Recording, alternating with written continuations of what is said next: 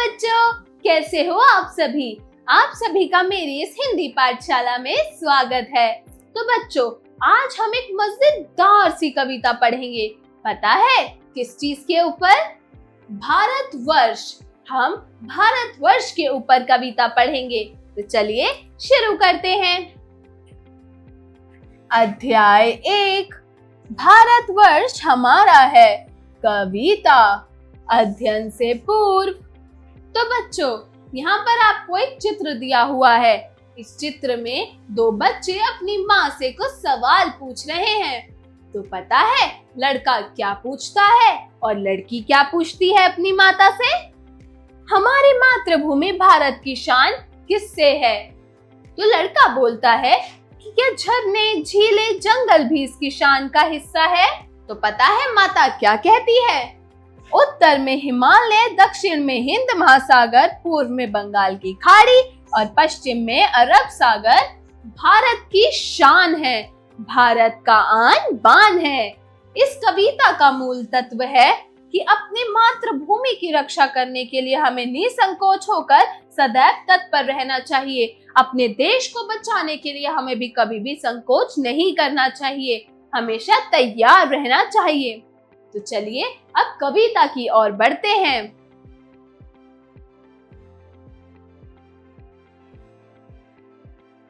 यह भारतवर्ष हमारा है, हमको प्राणों से प्यारा है यहाँ हिमालय खड़ा हुआ, संतरी सरीखा अड़ा हुआ। गंगा की निर्मल धारा है, यह भारतवर्ष हमारा है। क्या ये पहाड़ियां हैं न्यारी, जिसमें सुंदर झरने झारी। शोभा में सबसे न्यारा है, यह भारतवर्ष हमारा है हवा मनोहर डोल रही, वन में कोयल है बोल रही। बहती सुगंध की धारा है, यह भारतवर्ष हमारा है। तन मन धन प्राण चढ़ाएंगे, हम इसका मान बढ़ाएंगे। जब का सौभाग्य हमारा है, यह भारतवर्ष हमारा है। इस कविता के लेखक कौन है? सोहनलाल द्विवेदी जी। सोहनलाल द्विवेदी जी ने ये भारतवर्ष के ऊपर कविता लिखी है। भारतवर्ष की अहमियत का बताया हुआ है कि भारतवर्ष हमारा है, भारतवर्ष की शान किससे है, भारतवर्ष कैसा है। तो चलिए अब हम शब्दार्थ पढ़ते हैं। शब्दार्थ। संतरी मतलब रखवाला या फिर पहरेदार। सरीखा मतलब जैसा। निर्मल मतलब साफ सुथरी। शोभा मतलब सुंदरता। तन मतलब शरीर। सौभाग्य मतलब किस्मत। उच्चारण करें। तो बच्चों, आपको यहाँ पर कुछ शब्द दिए गए हैं जिनका आपको सही सही उच्चारण करना है। इनको सही सही उच्चारित करके मेरे साथ इनको दोहराइए। तो पहला शब्द है पहाड़ियां, पहाड़ियां। दूसरा शब्द है प्राणों, प्राणों। तीसरा शब्द है सुगंध, सुगंध। अगला शब्द है मनोहर, मनोहर। उससे अगला शब्द है सितारा, सितारा। पहाड़ियां, प्राणों, सुगंध, मनोहर और सितारा, सितारा। तो यह थे जो शब्द। अब आप इनको बार बार उच्चारित कर इनका प्रयास करेंगे। तो चलिए अब हम लोग अभ्यास कार्य की ओर बढ़ते हैं, मतलब अभ्यास कार्य शुरू करते हैं। अभ्यास कार्य। जरा बताइए। Speaking skills. प्रश्न 1, दिए गए प्रश्नों के उत्तर बताइए। तो बच्चों, आपको यहाँ पर कुछ प्रश्न दिए गए हैं, आपको इन प्रश्नों के सही सही उत्तर बताने हैं। तो बच्चों, पहला क्या है? क भारतवर्ष किसका है? किसका है? वेरी गुड, भारतवर्ष हमारा है। ख भारत की शोभा कैसी है? भारत की शोभा बहुत ही ज्यादा न्यारी है। ये जंगल, नदी, हिमालय, झरने आदि से भारत की शोभा होती है। गा, भारत का पहरेदार कौन है? बताओ। वेरी गुड, भारत का पहरेदार है हिमालय। ख, भारत में मनोहर क्या है? वेरी गुड, भारत में मनोहर है हवा। जरा लिखिए। Writing skills. प्रश्न 2, दिए गए प्रश्नों के उत्तर लिखिए। तो बच्चों, आपको यहाँ कुछ प्रश्न दिए गए हैं, आपको इन प्रश्नों का सही सही जवाब देना है। तो चलिए शुरू करते हैं। का, भारत का मान बढ़ाने के लिए हम क्या करेंगे?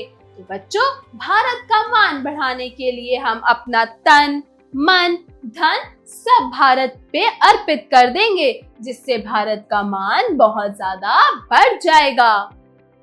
ख, संतरी के समान भारत के उत्तर दिशा में कौन खड़ा है? तो संतरी के समान भारत के उत्तर दिशा में हिमालय पर्वत खड़ा है। हिमालय पर्वत। गा, कवि के कथनानुसार भारत अनोखी सुंदरता वाला देश क्यों है? भारत इतना सुंदर क्यों है? तो कवि ने जैसा कि बताया कि भारत सबसे अनोखा देश है, वो इसीलिए है क्योंकि भारत में हमें जंगल, हिमालय, झरने, वन आदि चीजों को देखने का ये अनोखा रूप दिखता है, जो और किसी जगह नहीं दिखता। तो इसलिए कवि के कथनानुसार भारत अनोखी सुंदरता वाला देश है। घ, प्रस्तुत कविता के लेखक कौन है? ये कविता किसने लिखी है? वेरी गुड, भारतवर्ष हमारा है कविता लिखी है सोहनलाल द्विवेदी जी ने। सोहनलाल द्विवेदी जी ने। प्रश्न 3, उचित विकल्प पर सही का चिन्ह लगाइए। तो बच्चों, यहाँ पर आपको कुछ प्रश्न दिए गए हैं, आपको इन प्रश्नों के 4 विकल्प दिए गए हैं। आपको इन चारों विकल्पों में से सही विकल्प ढूंढकर उस पे सही का चिन्ह लगाना है। चलिए शुरू करते हैं। क, शोभा में सबसे न्यारा किसे माना गया है? अमेरिका को, भारतवर्ष को, हमको या फिर इन सभी को? वेरी गुड, शोभा में सबसे न्यारा भारतवर्ष को माना गया है, तो हम भारतवर्ष पे सही का चिन्ह लगाएंगे। ख, कविता के रचयिता कौन है? रामधारी सिंह दिनकर, सोहनलाल द्विवेदी, हरिवंश राय बच्चन या फिर सुभद्रा कुमारी चौहान? तो बच्चों, इस कविता के रचयिता हैं सोहनलाल द्विवेदी जी। ग, भारतवर्ष का हम क्या बढ़ाएंगे? मान, ज्ञान, ध्यान या ईमान? वेरी गुड, भारतवर्ष का हम मान बढ़ाएंगे।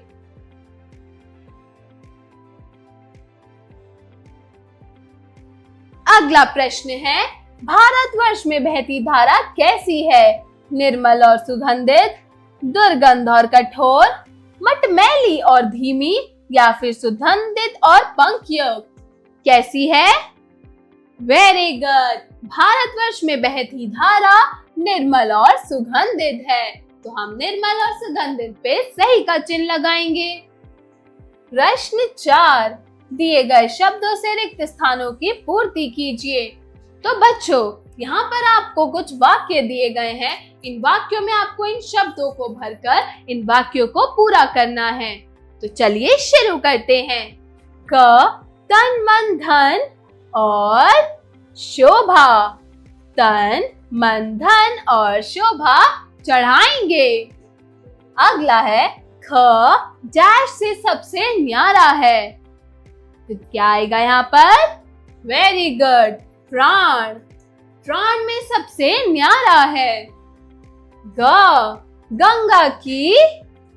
वेरी गुड, निर्मल धारा है। हम इसका मान डैश, हम इसका मान क्या करेंगे? वेरी गुड, हम इसका मान बढ़ाएंगे। जरा सोचिए, क्रिटिकल थिंकिंग।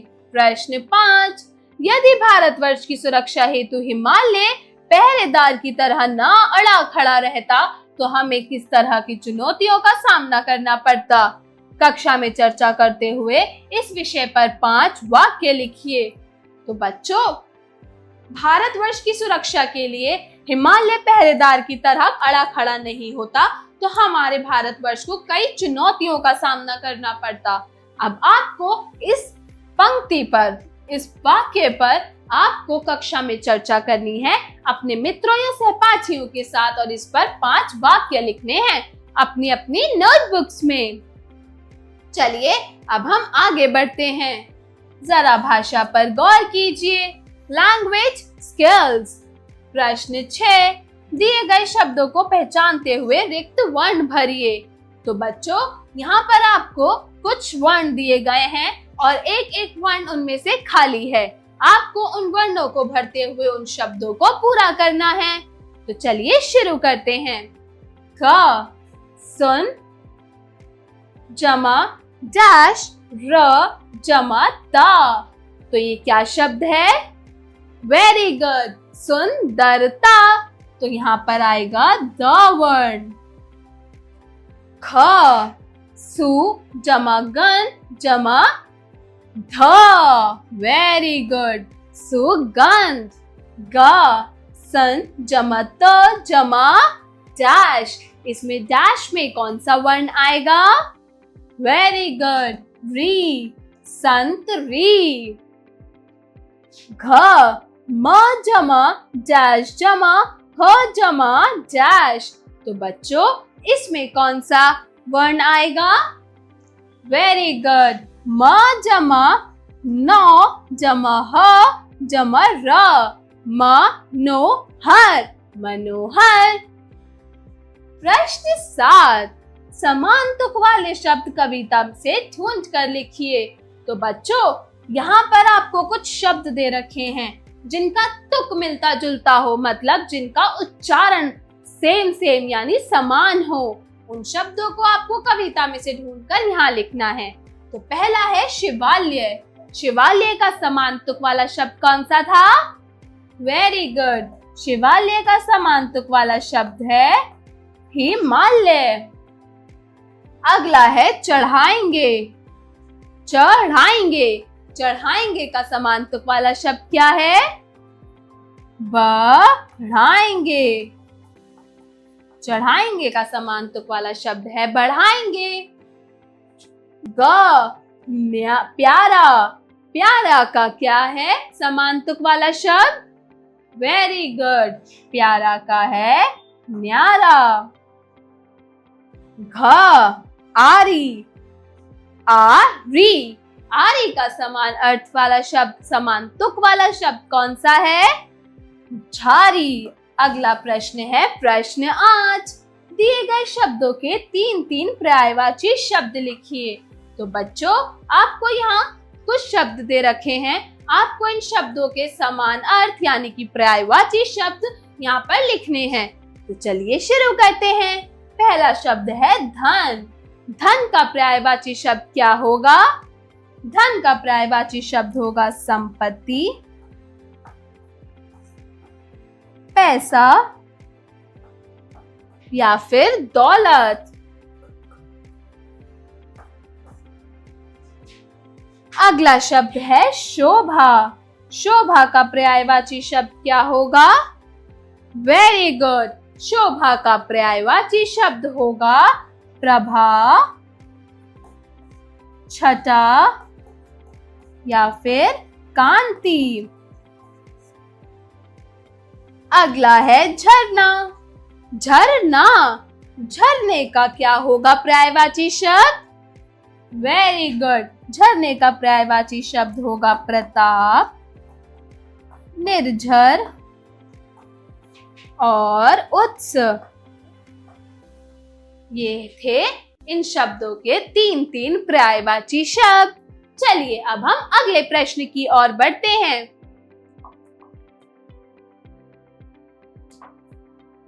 प्रश्न 9, दी गई पंक्तियों में क्रिया शब्द पर गोला बनाइए। तो बच्चों, यहाँ पर आपको एक पंक्ति दी गई है, इसमें जो क्रिया शब्द है मतलब जो कार्य किया जा रहा है, उन शब्दों पर आपको गोला लगाना है। तो चलिए शुरू करते हैं। हवा मनोहर डोल रही, वन में कोयल बोल रही, बहती सुगंध की धारा है, ये भारतवर्ष हमारा है। तो इन पंक्तियों में क्रिया शब्द क्या है? डोल, क्योंकि हवा मनोहर सी डोल रही है, तो उसमें क्रिया क्या है? डोल। अगला है बोल, क्योंकि जंगल यानी वन में कोयल बोल रही है, तो वो बोलना यानी बोलने का कार्य कर रही है, तो क्रिया है बोल। अगले लाइन में बहती, अगला है बहती, सुगंध की धारा बह रही है, तो क्रिया शब्द क्या है? बहना, बहती। अगला है, तो बच्चों इन पंक्तियों में ये थे क्रिया शब्द डोल, बोल और बहती। चलिए अब अगले प्रश्न की ओर बढ़ते हैं। प्रश्न 10, दिए गए शब्दों का संधि विच्छेद कीजिए, मतलब इनका प्रत्यय उपसर्ग इनसे अलग कर कर और इनसे मूल शब्द अलग कर कर इनका संधि विच्छेद कर कर इन शब्दों को लिखना है। तो बच्चों पहला शब्द है हिमालय, हिमालय, तो इसका क्या संधि विच्छेद होगा? हिम आलय। अगला शब्द है निर्मल, निर्मल, तो इसका संधि विच्छेद होगा निर्मल। अगला है मनोहर, तो इसका क्या बनेगा? मन है जमा हर, मनोहर। अगला है भारतवर्ष, भारतवर्ष, तो भारतवर्ष को अगर हम संधि विच्छेद करके लिखेंगे तो ये होगा भारत जमा वर्ष। जरा रचनात्मक कार्य कीजिए, क्रिएटिव स्किल्स। प्रश्न 11, भारत में अनेक प्रकार की विभिन्नताएं हैं। कक्षा में चर्चा करते हुए यह जानने का प्रयास कीजिए कि विभिन्नता में एकता भारत से कैसे कायम है। भारत में अनेक प्रकार की विभिन्नताएं हैं, आपको इनके बारे में कक्षा में चर्चा करनी है अपने मित्रों और सहपाठियों से, और ये आपको जानना है कि विभिन्नता में एकता भारत में ही कैसे कायम है। प्रश्न 12, भारत की विशेषताओं पर चर्चा कीजिए और लिखिए। भारत की क्या क्या विशेषताएं हैं, भारत देश के क्या क्या सिद्धांत हैं, इसके बारे में आप अपने माता पिता, अपने मित्रों सहपाठियों से इस पे चर्चा कीजिए और इसका जवाब अपनी नोटबुक्स में लिखिए। जरा दिमाग लगाइए, ब्रेनस्टॉर्मिंग एक्टिविटी। प्रश्न 13, भारत का क्षेत्रफल बताइए, भारत का क्षेत्रफल बताइए। तो बच्चों यहाँ पर आपको उत्तर से दक्षिण और पश्चिम से पूरब, इसका आपको क्षेत्रफल मतलब उसका क्या एरिया होगा, तो ये आपको गूगल रिसर्च कर कर इसका जवाब लिखना है अपनी अपनी नोटबुक्स में। प्रश्न 14, पर्वतों की रानी किस चोटी का नाम है? पर्वतों की रानी हम किस चोटी को कहते हैं? हिमालय, माउंट एवरेस्ट, तो हम पर्वतों की रानी कहते हैं माउंट एवरेस्ट को। जीवन कौशल एवं मूल्य परक प्रश्न, life skills and value based questions.